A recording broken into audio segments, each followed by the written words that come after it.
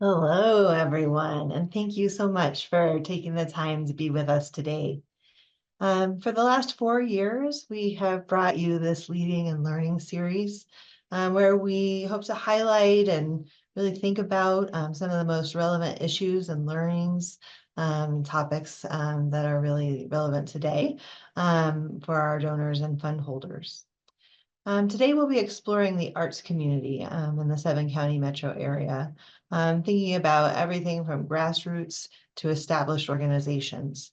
And we'll be exploring the role that equity plays in funding in the arts. The Denver Foundation consistently looks for opportunities to support the arts, particularly in partnership with its donors. In fact, we most recently partnered with the Bonfils-Stanton Foundation to stand up the COVID-19 Arts and Culture Relief Fund.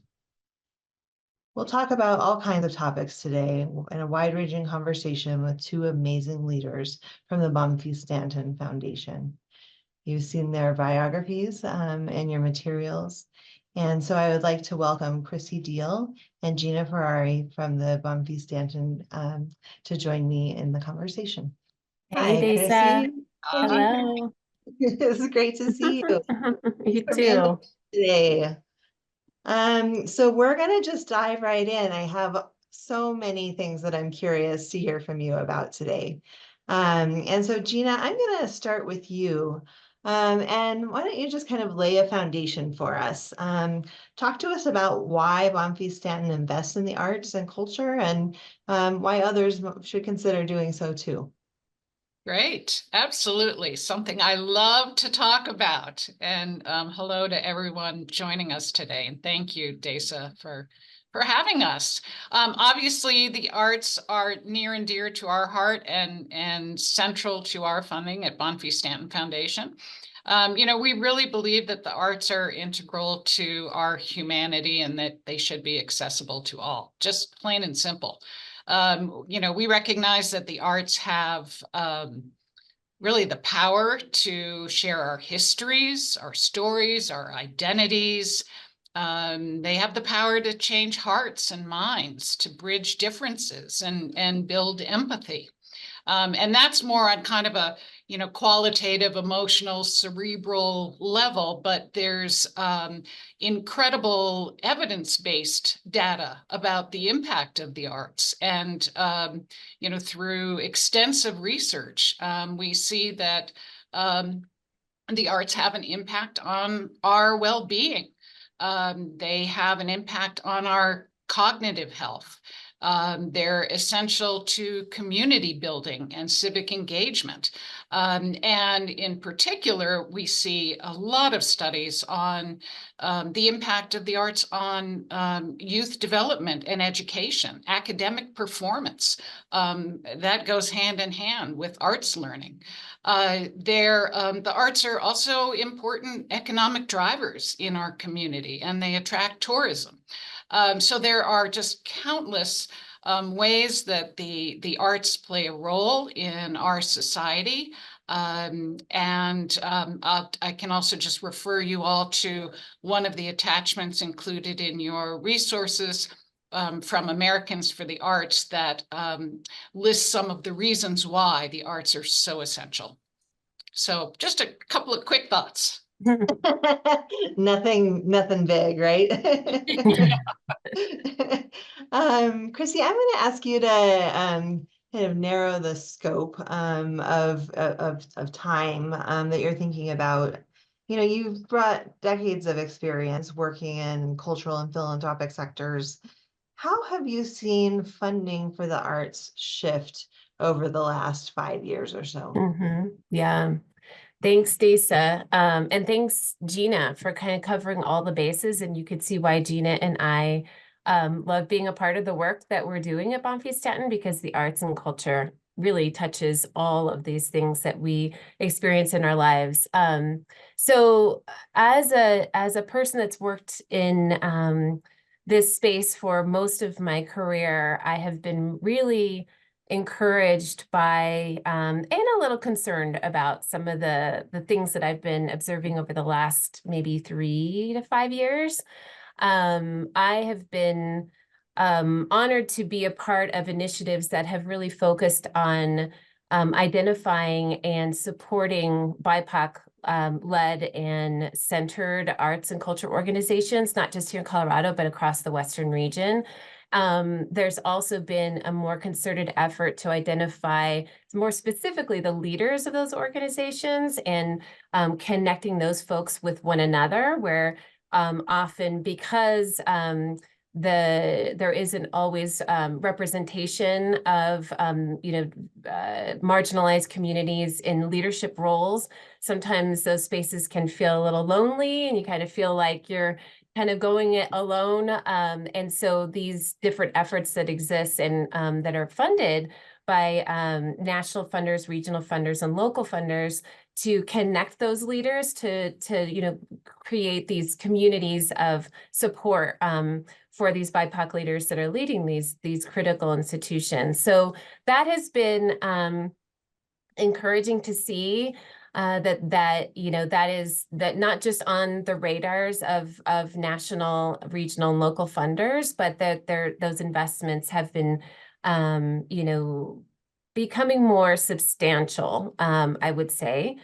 At the same time, if you are tracking movements in philanthropy, as Gina and I and Dace and other colleagues do, we've also seen, while there was kind of a peak at around, summer of 2020, and shortly after that, after George Floyd's murder, things have also been tapering off.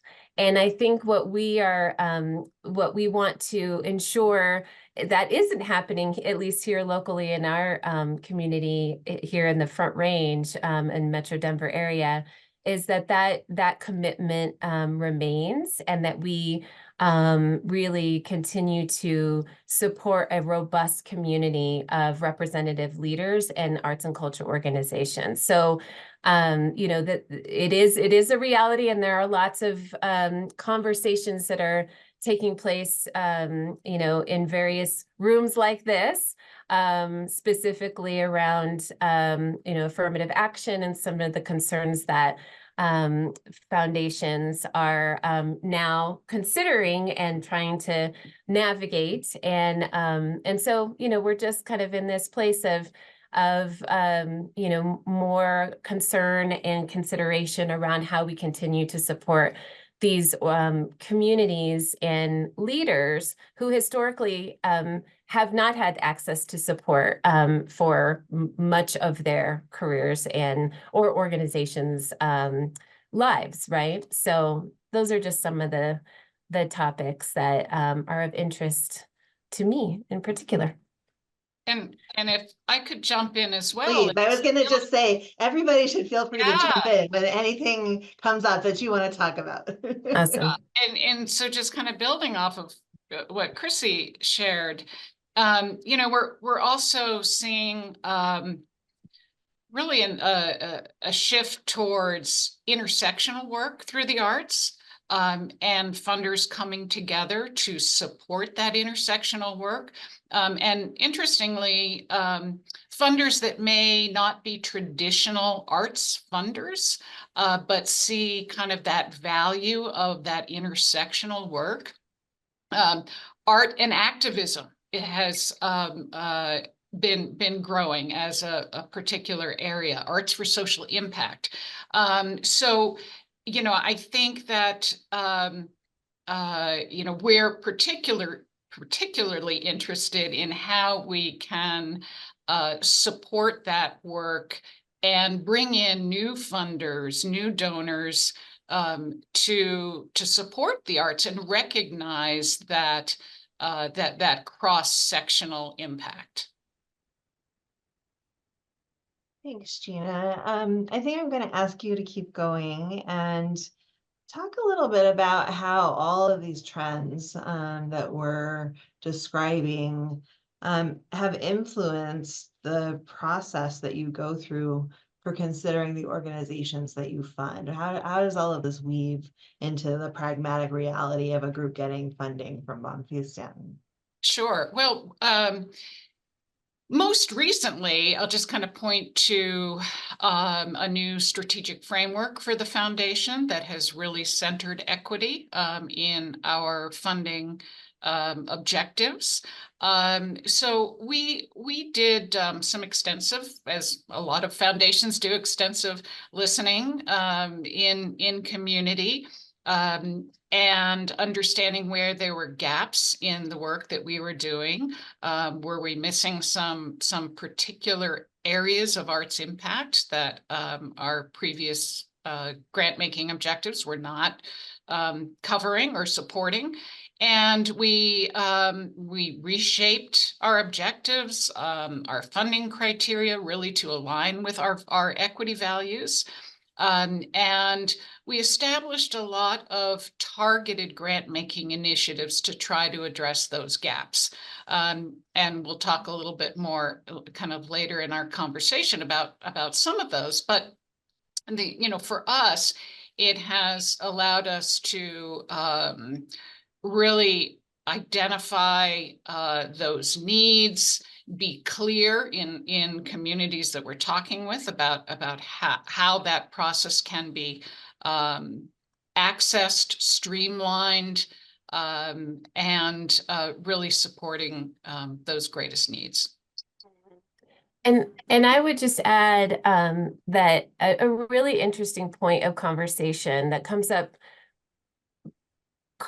consistently, I would say, internally at Bonfils-Stanton Foundation is how we define arts and culture.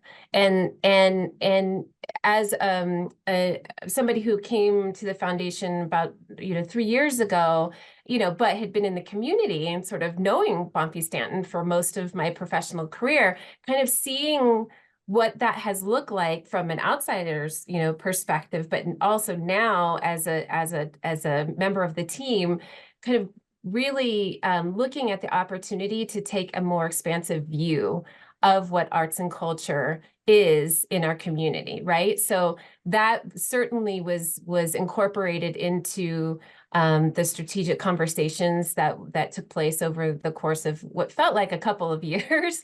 And they're frankly like ongoing, right? The learning doesn't stop just because you've got some kind of, roadmap. As we all know, like things are going to continue to evolve. But that's been a really important component of these this new kind of framework that we're adopting and the ongoing learning that we see the foundation is a part of. I love that nuance. That's there's got to be just such a fascinating conversation to have on a regular basis. Chrissy, I wondered if you could go back to a little of what you were describing before and talk a little bit about how community-based initiatives contribute to amplifying under-resourced voices in the arts and how those kinds of initiatives can be either replicated or scaled, for even greater impact. Yeah, so this is an area where there has been a lot of growth and learning for the foundation. So there was an effort to going back to what Gina was kind of teasing out around, kind of listening and learning to needs that are present in the community, in the cultural community. And so going back to, I think, 2018 or so, we convened a number of more community-based, maybe all volunteer run or small budget arts and culture organizations to kind of get a sense of like, what needs do you have and how might Bonfils-Stanton be a partner to you in achieving your mission? And so what emerged from that is a program that is ongoing. It's our Inclusive Communities Grant Program,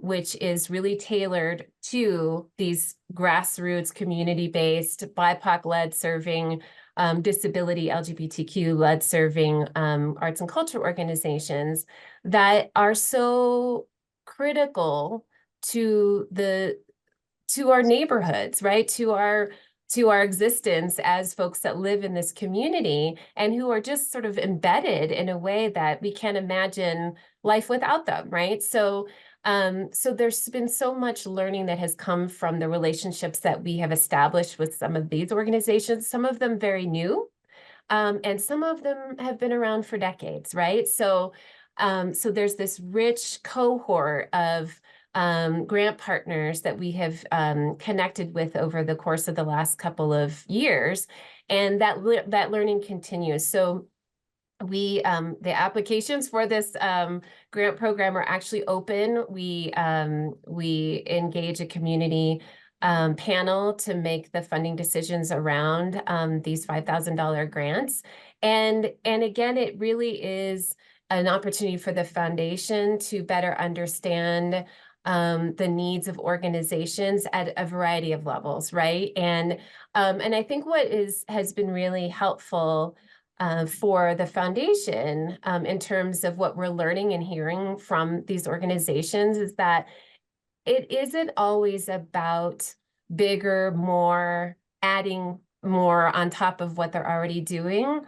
Many of them are quite fine operating at the level that they are, and may not aspire to have a full-time staff person, or that they're really quite content with what they've been able to provide the community at this point. And that's really important to know, right? So that there aren't expectations that that the organization may feel Bonfils-Stanton has for them around, well, you need to do more. What you're doing is great, but like, why can't it kind of move to the next level? If that's not their objective, then that can't be our objective, right? Our objective is to support these organizations and meet them where they are. For those that are interested in that capacity building and defining growth kind of along this like continuum, and we want to understand what that is and how we might be able to plug in and be of support in those ways, but we want to follow their lead. And so I think that has been a real opportunity for us to get to know many of these organizations and the role that they play in their communities, and again, kind of tapping into that earlier concept around, what culture is and what it means, how that is defined and experienced in different parts of the Denver area. It's been a really, really rich opportunity for the foundation to learn through the experiences of these organizations and these leaders. That's such an important caution, that really, as funders and, for the folks who are on the call as fund holders, really kind of meeting organizations where they aspire to be is such a critical piece of respect with these many organizations spread across the metro area. Gina, how do you navigate the balance between kind of preserving traditional artistic expression and encouraging innovative, diverse perspectives within the arts community? Is that something that you think about, and how does that get balanced? Great question. We think about it, we struggle with it. It comes down to the fact we just don't have enough money, right? There's just not enough support for all these amazing arts and culture groups and our creative economy in the 7 metro area. We do consider the whole ecosystem of arts and culture in Denver through our various grant-making initiatives. We truly believe that ecosystem, the diversity, contributes to a vibrant, healthy community. I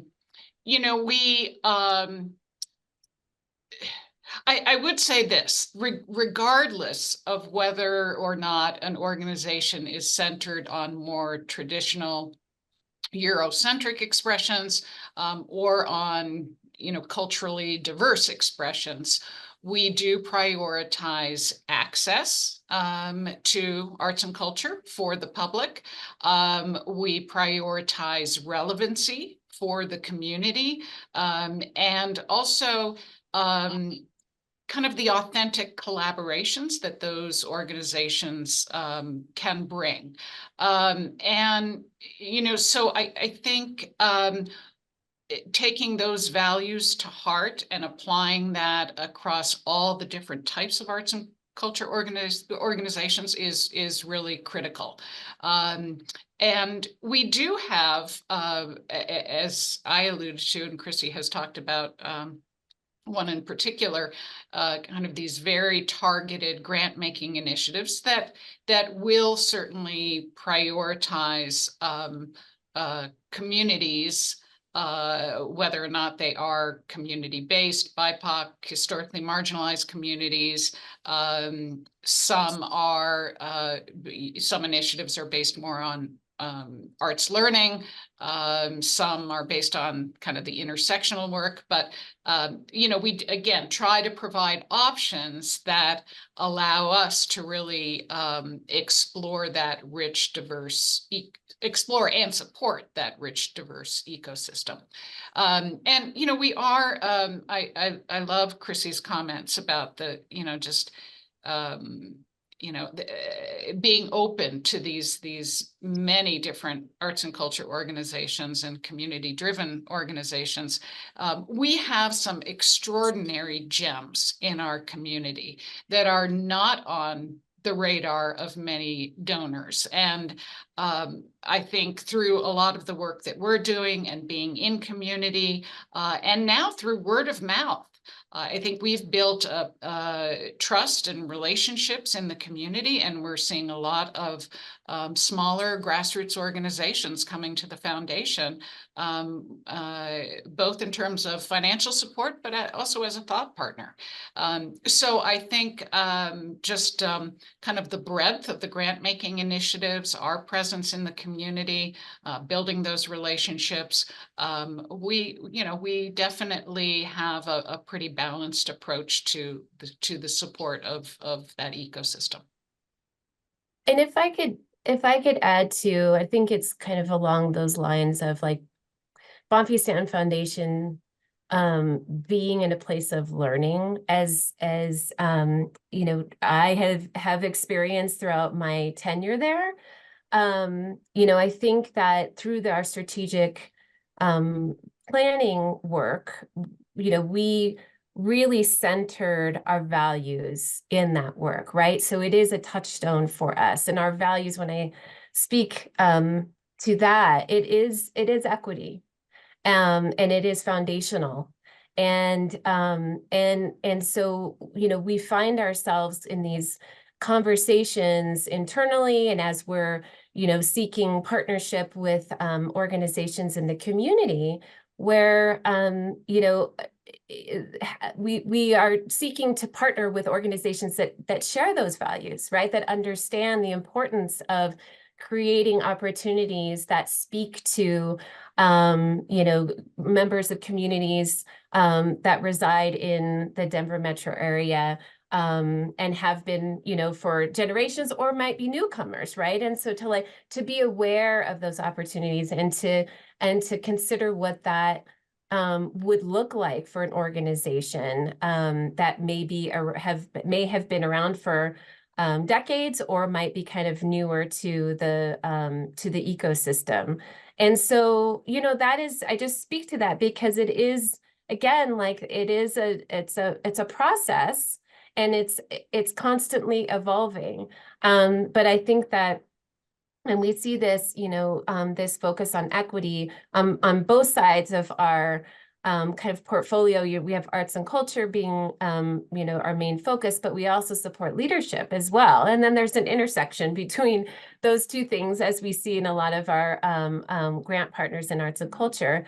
And so, you know, just wanting to kind of speak to the place of where we find ourselves, you know, kind of, you know, grappling with this question of, you know, what should that look like in terms of the kinds of grant partners we're collaborating with, you know, how can we be of support to an organization who is trying to figure out what it means to center equity, right? Like how can we be welcoming to organizations who from jump have held that value at the center of their work, and constantly just kind of riding that wave. And I just say that because, as you know, with Denver Foundation and all the fund holders, I mean, those are things that you are all probably considering as well, and that there's no like one answer, right? There's no, it's a process, and it's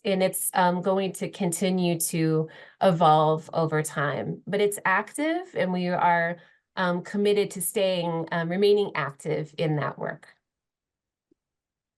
I wonder if either one of you, Gina or Chrissy, or both, could talk a little more specifically about how the fund holders on this call might connect with you to share in some of the learnings that you're engaged in. It just strikes me that you're talking about such a rich tapestry of organizations that you're supporting really across the continuum. And, you know, I would be wondering, well, how do I do that? I know.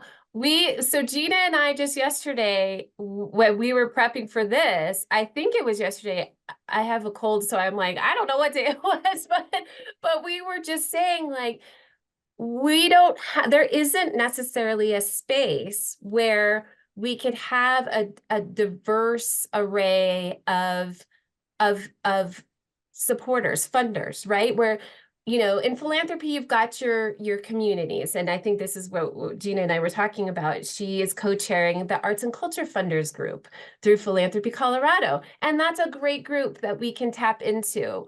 But the funder holders are not there, right? And so what could that look like for those who are interested in engaging in these conversations, regardless of your affiliation, right? Or your job title or whatever, but to come together as partners to kind of work through some of these opportunities, right? There is not a space. We have a really nice office. We can create a space for that, but we just acknowledged that yesterday. Like this is why Gina and I were excited about doing this. Even though we can't see all the folks on the other side, we know you're there. And so maybe this is a first step toward creating that space. Yeah, I would absolutely welcome that. And also just, I think probably most folks on this learning session know you can, as an individual, be a member of Philanthropy Colorado, which then gives you access to a number of these kind of peer communities and affinity groups. And then Grantmakers in the Arts, which is a national grant-making association, also has individual membership categories. So again, in Grantmakers in the Arts, obviously, as the name sounds, is very specific to arts and culture funding, and they have a very intentional focus on equity in the arts. So that's another way to tap into kind of collective knowledge, and with that, obviously, across the country. Thanks to both of you. Chrissy, I wonder if you could talk about whether there are any unconventional or creative funding models that you've come across or implemented that have, you know, successfully, I think, really had a focus on equity. So I'm going to kind of tee it up and give props to Gina, because Gina has been central to the 2 or 3 examples that I would give. And so rather than have me talk about them, I want to just, you know, acknowledge the work that Gina has done in developing, first of all, Arts and Society, which is a collaborative grant making initiative that I think launched in 2018, might have been the first year. And then kind of took that experience and moved it over to the Equity and Arts Learning initiative, which is brand new, and we're kind of in the middle of, and Denver Foundation is a partner in that work. And then Dace, you mentioned the COVID Relief Fund as well, in that partnership. But Gina is kind of the thread, the constant between all of those things that have directly impacted and made a huge difference to organizations, not just here locally. Many of these programs, or two of them, maybe, yeah, I think the two of them, Arts and Society and Equity and Arts Learning, are statewide.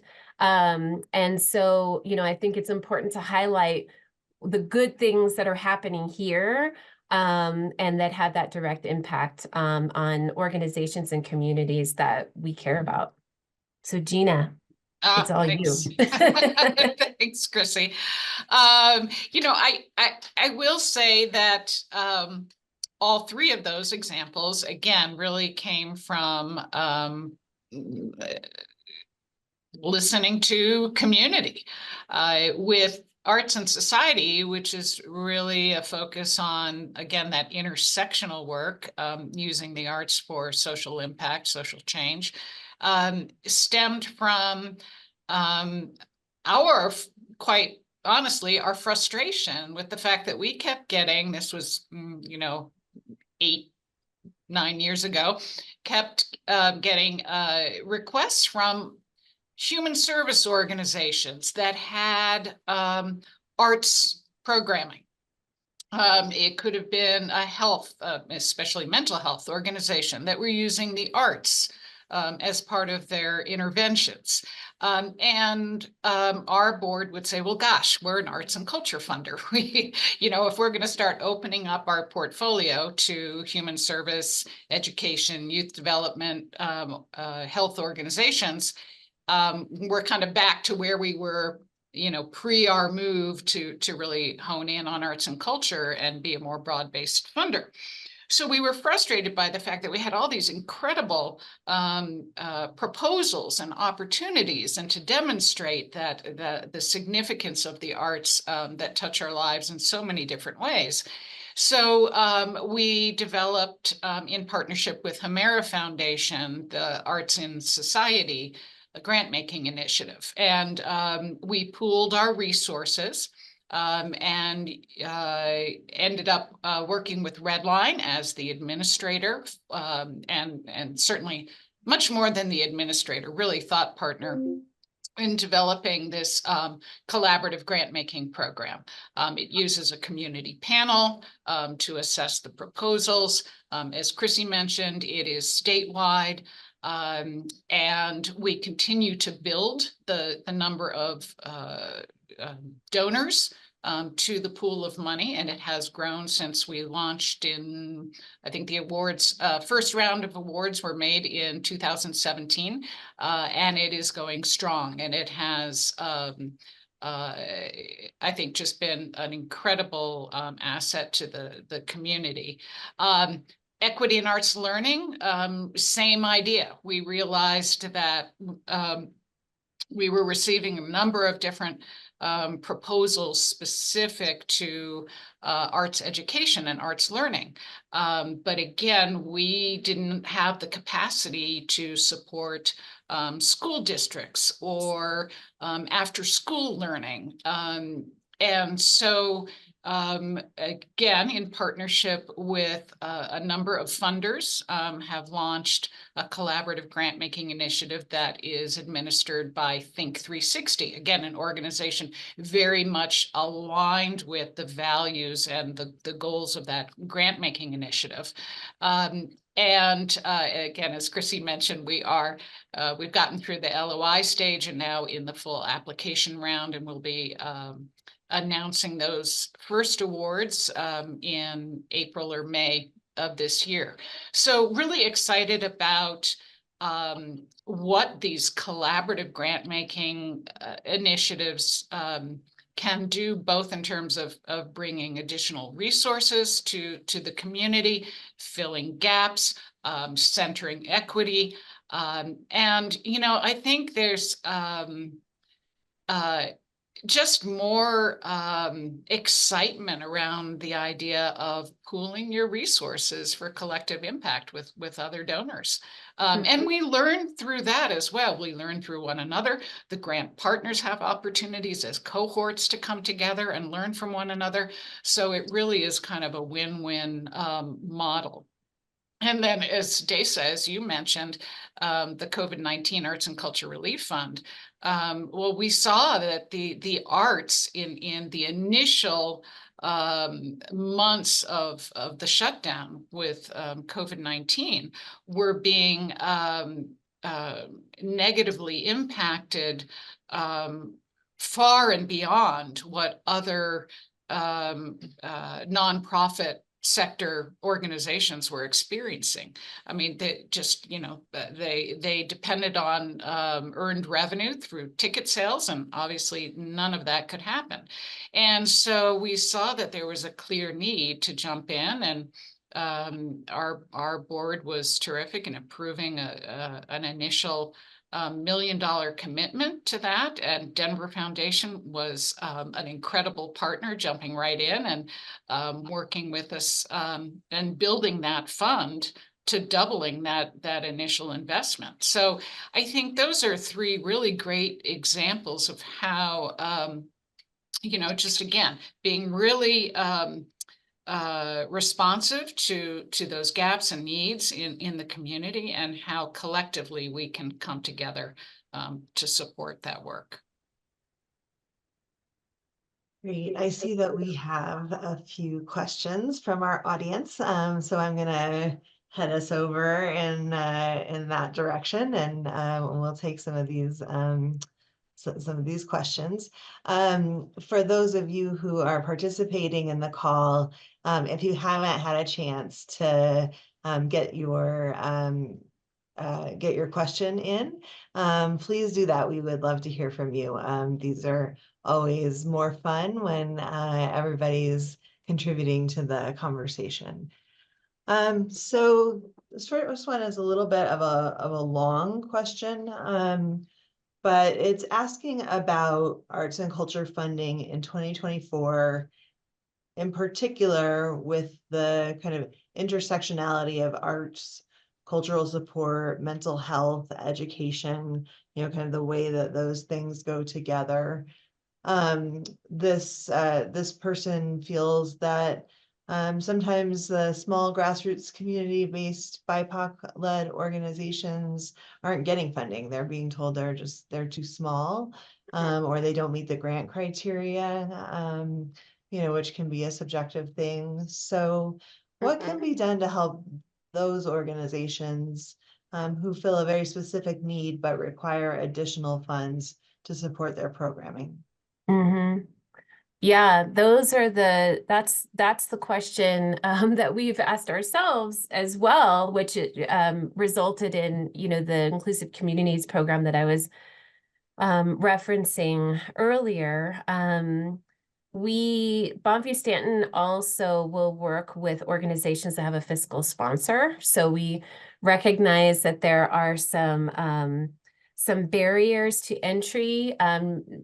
Primarily, I think that maybe the most significant one in the cultural, scientific and cultural space is the SCFD, right? They are not able to support organizations that work with a fiscal sponsor, which then makes it difficult for these community-based orgs or initiatives that may have no interest in incorporating as a 501c3.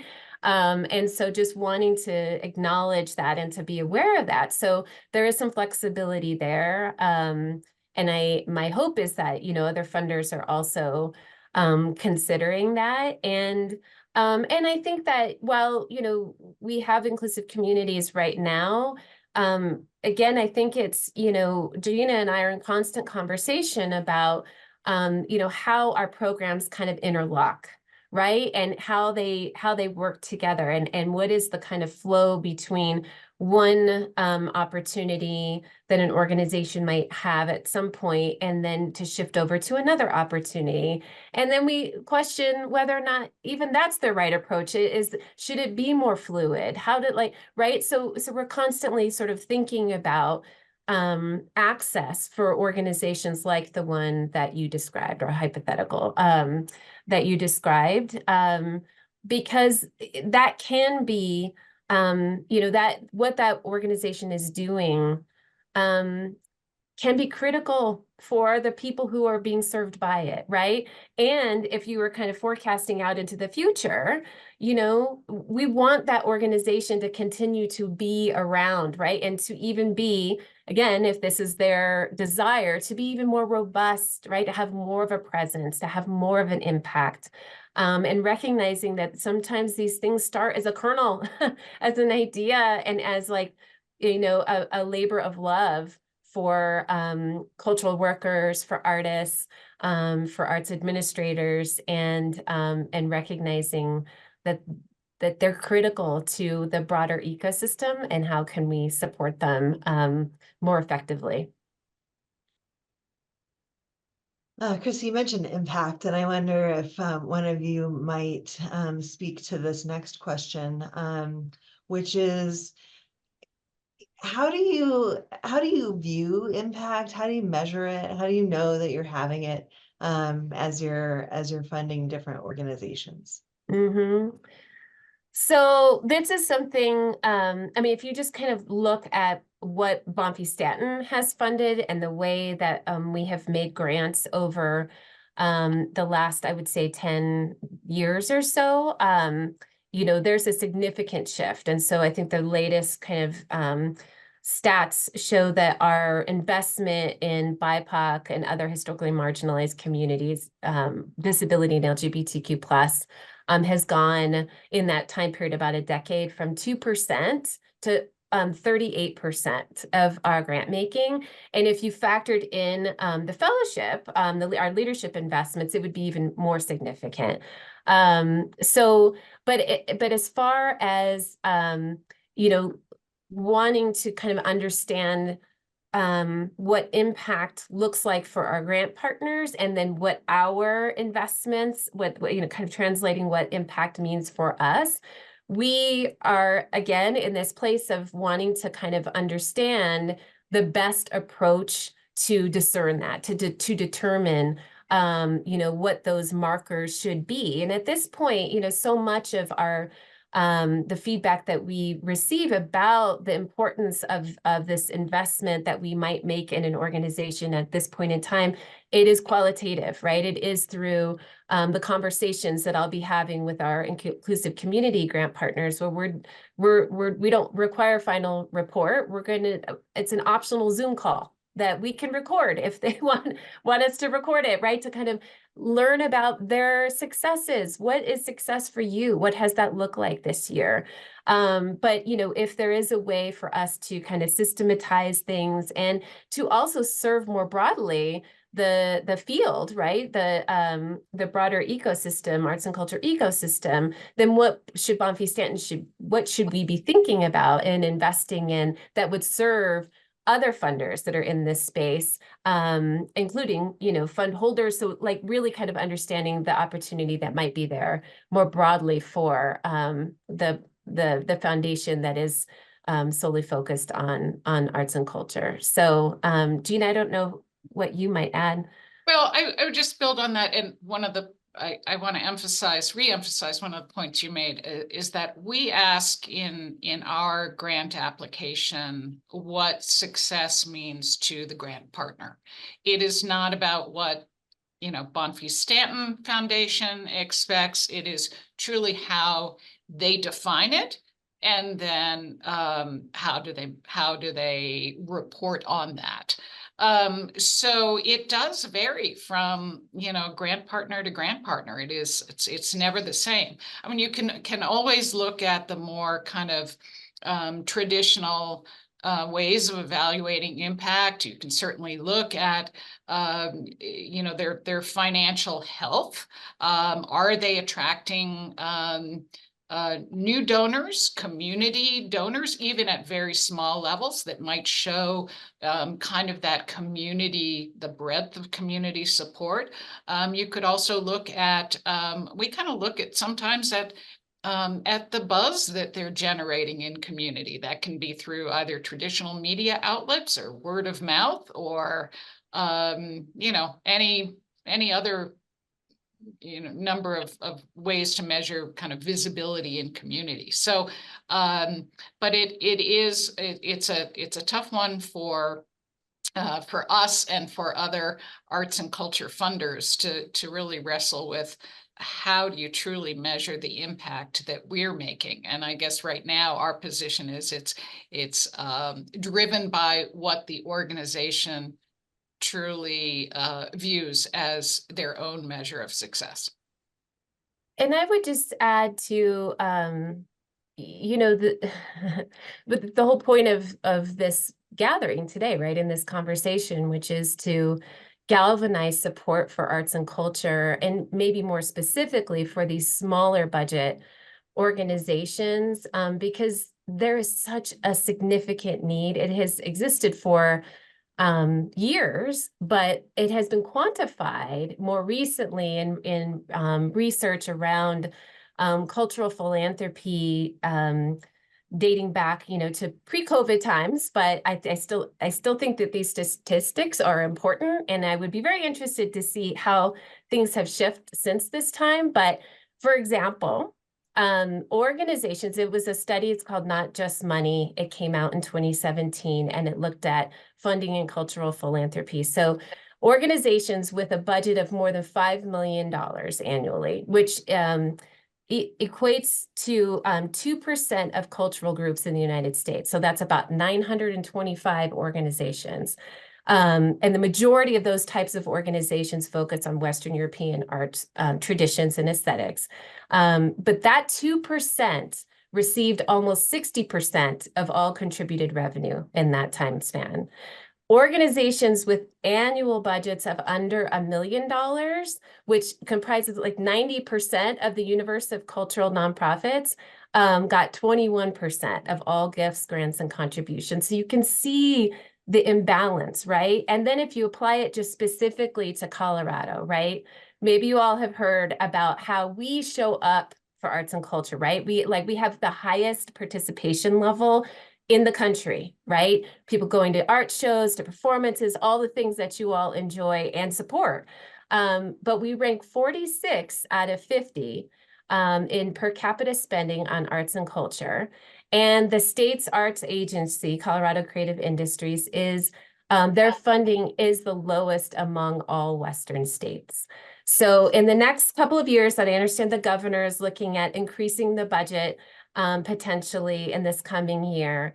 But we run the risk of sliding down into, you know, the even lower, below 46 of 50. And I think that it's just such an opportunity for us to, you know, as partners in this work and as funders, to really invest in the things that we care about, and right, and to galvanize this support for organizations that make our lives richer. And so I just think, you know, sometimes just getting the numbers and kind of, you get it, you have a feeling in your gut, and me and Gina and, you know, our other colleagues, we all feel it and you know, live it and breathe it, but sometimes the numbers are helpful too. And so I just wanted to kind of provide a couple of those for the numbers people on the call. I'm not even a numbers person, and that's an astounding set of statistics. I was like, what? I know. 21%? My God. Yes. Our next question is going to get a little personal. So I think this is for each of you.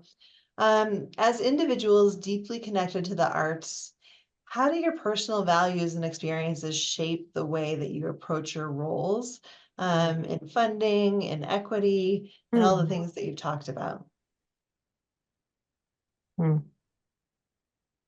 Well,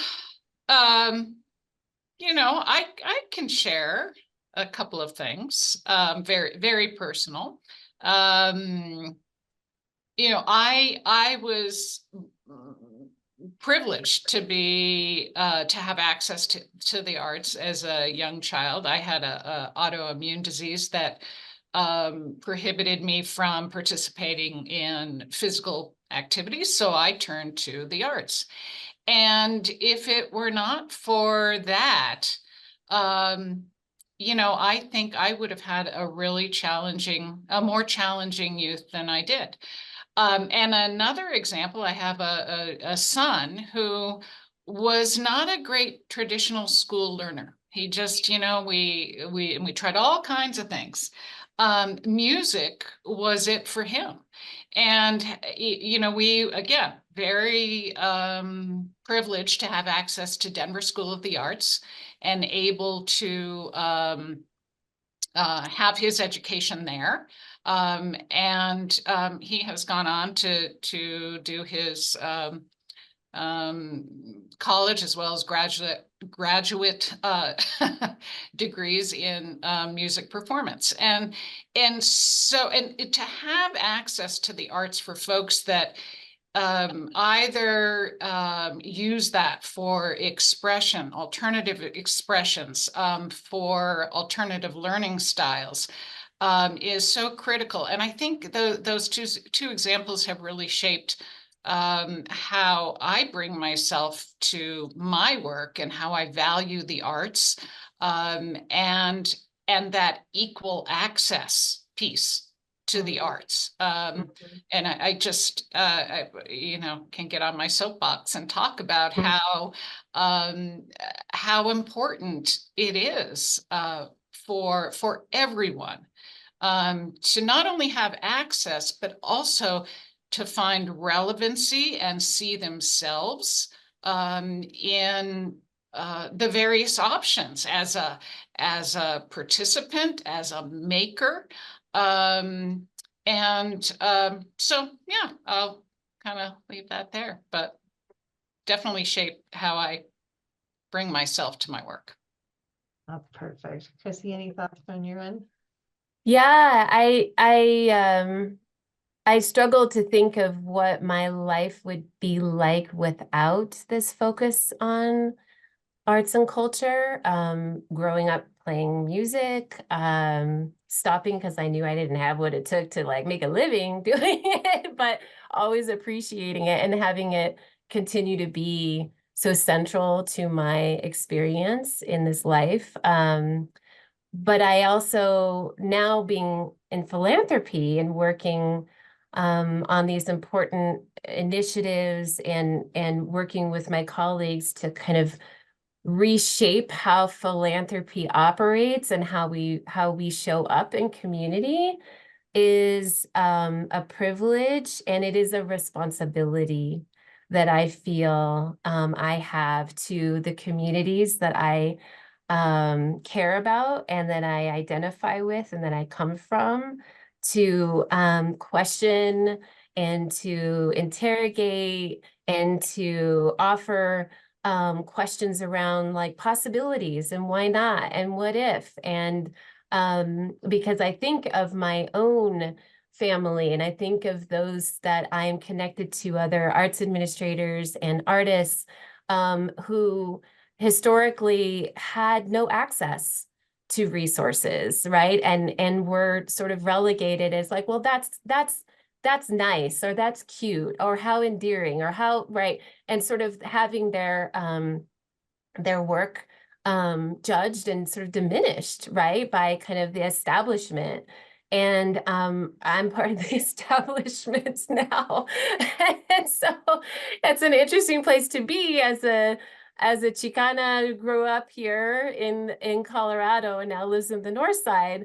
Like what do I do with this, right? With this responsibility that I have to my community, and how can I open doors, and how can I, really eliminate barriers, and how can I imagine organizations and artists being resourced at a level where they can shine and they can thrive, right? And not just get by and not make do, but thrive. So it is, central to who I am. It is what drives me.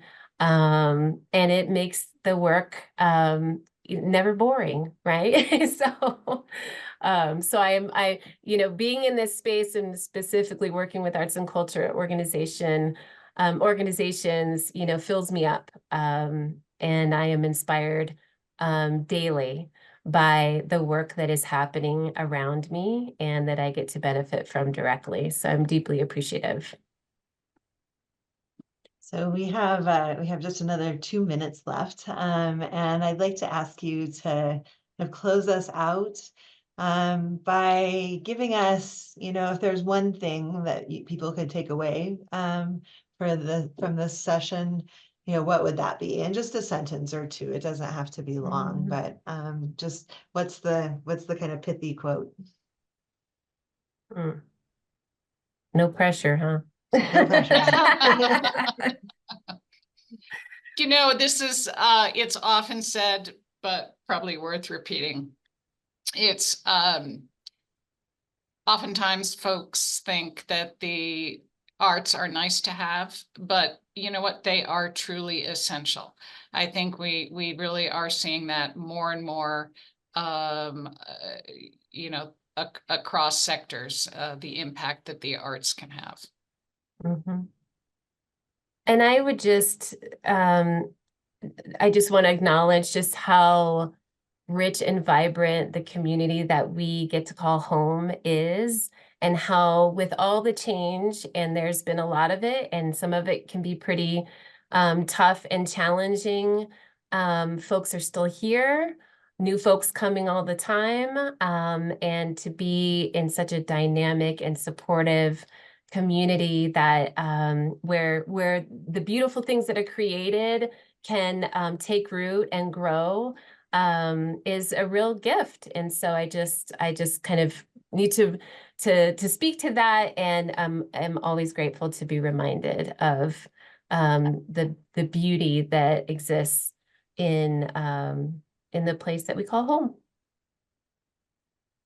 Well, thank you, Chrissy and Gina. We really appreciate your time with us today. I'm sure if we were on the other side of the Zoom webinar, we'd be hearing thunderous applause. So take that away with you. And to all of our participants, thank you for being with us. It's always such a pleasure to have you come and explore different topics with us. We'll have a second Leading and Learning coming up in the late summer, early fall, and we'll love to have you join us for that. We'll also be sending you, as always, ways to engage after this that'll give you little insights and things to read and things to think about. So make sure that you take a look at that when it arrives in your email. But thank you again, Gina and Chrissy, and thanks to all of you for participating with us. Thank you for having us. Thank you.